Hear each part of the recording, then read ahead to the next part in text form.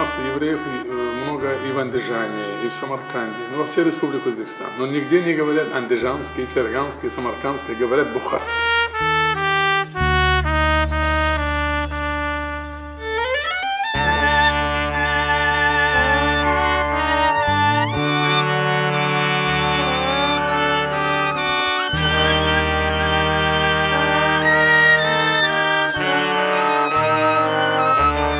Еще много есть отличительных сторон именно бухарских евреев. Например, самые лучшие невесты – это бухарские еврейки. Кроме этого, очень сильно они привержены к религии. Есть у нас свои мотивы, бухарские мотивы.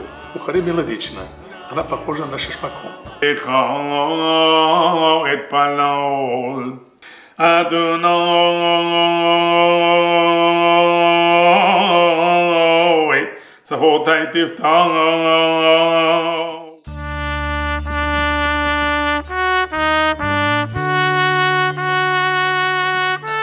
Я сам очень много анекдотов рассказываю про евреев. Например, что вам сказать? Вот еврей одного спрашивает, ты, говорит, случайно не еврей? Он говорит, я еврей, но не случайно.